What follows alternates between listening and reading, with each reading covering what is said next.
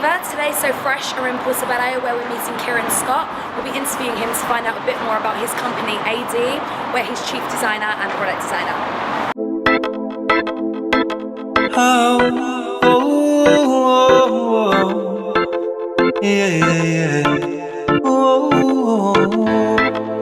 Tell me what went wrong, 'cause I don't know anymore.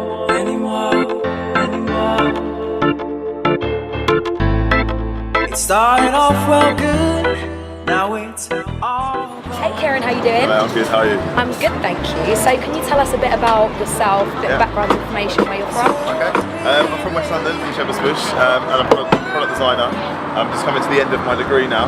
Okay. And I'm also kind of involved in this new startup, ADzero, and we're developing kind of electronic products that have a big twist, and we're innovating in materials. And the Bamboo smartphone is kind of our debut product. Oh, cool. So can you tell us a bit more about ADzero itself as a company? Okay.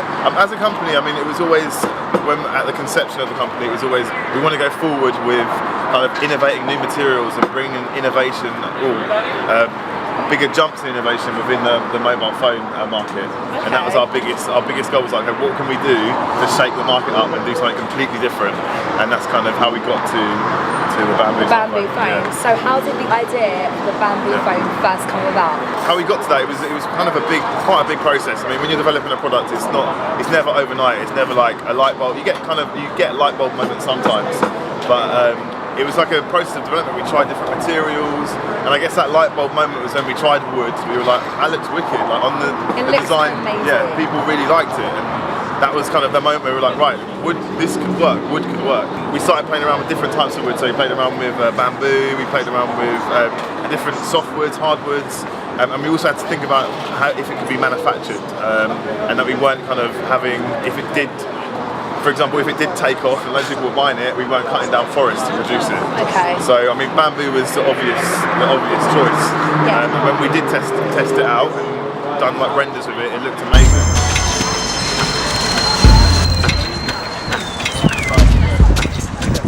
Okay, so Kieron, can you show us the famous ADzero product, please? Of course. Really excited. So this is the actual handset. So this is kind of a lot closer to the actual production handset. So. Oh my gosh, that's amazing, and it's so light. Yeah. So it's about a third lighter than kind of your average iPhone or a smartphone that's out there at the moment.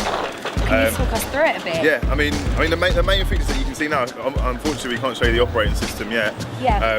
But in terms of the design, is that it's got quite a substantially bigger screen than your average handset. Yeah, it's massive. But I kind of think the lightness of it kind of counteracts how big the actual handset is. And also we've got a really cool camera on the back. We're still developing the technology behind that. Wow. But I mean, the main thing is kind of the materials. That's incredible. I've never seen anything like that before. Yeah. Can I hold it? Yeah, cool. I promise I won't drop it. That's okay. So does this come in like different shades, or is it just one standard material? So at the moment we're not 100% sure how, once we come to market, kind of how, whether it will just be, there'll be one handset, whether there'll be some special edition ones. But at the moment it's just the one shade, which is, it may be this one, it may be slightly darker. We're kind of testing. Okay. As we go along, we're kind of seeing what shade works best. Okay. 2, 1, rolling. This is the ADzero handset, and this is our debut handset from the ADelectronics team. I'm the chief designer of that team, and this is kind of shows our kind of style, very simple, and I guess that's kind of influenced by myself. I'm into simple design. All my influences design-wise, like I said earlier, are all kind of like the Dieterams and NATO Fusawa, and they're all really, really simple designers. So I think simple design is timeless design, and it lasts for a lot longer, and it usually does a lot more successfully. How did you start putting the idea together as a company? As a company, they approached me as a designer. I had a lot of my work online. They approached me as a designer and they said, right, we want you to just go away. We don't want you to have any kind of restraints. We don't want you to think about the market, because initially it was for the Chinese market. We don't want you to have any restraints. We want you to just go away. We just want to see what you can come up with. Just come up with wacky ideas. Don't even think about kind of consequences of material. And so basically I went away, did some designs and came back. And that was kind of their selection process as well. Like, they wanted to see whether my vision as a designer could kind of fit in or create the vision that they would agree with. Right. So was it always wood, or was it ever anything else? Wood was one of them at the beginning. It's kind of a joke. Really? Yeah, one of the prototypes didn't look as good on one of the earlier designs. and we were actually going forward with a material I was talking about earlier called Kieron, which is like a plastic but it actually has a feel of stone.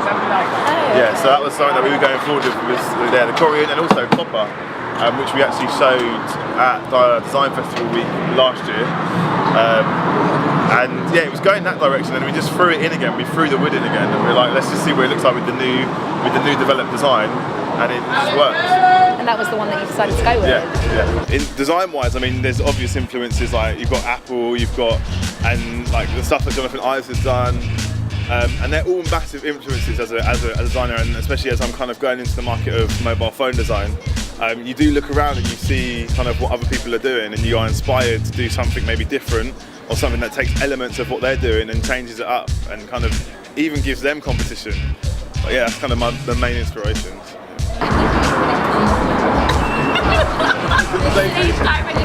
What were your expectations when you first started? I don't really know, like, we knew we wanted to make a change in the market. Did you think it was going to go ahead, or did you think this is a bit crazy, like we'll see what happens? It's one of those markets where you don't expect kind of independent companies to be able to make an impact, because it's so kind of drowned with the major players, and they kind of dominate the markets. You don't really see any space for kind of independent, not in the Western market anyway. You do have a lot of independent mobile phone manufacturers in the Chinese market and the Asian markets.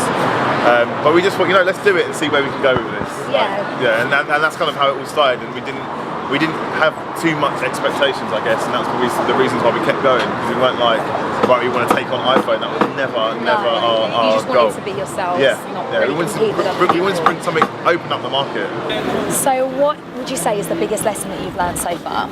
I think the biggest lesson I've learned is kind of really being able to trust people, and always having kind of a plan B, because you never know what's going to hit you. You never know what's going to come next. If things will always smack you from behind.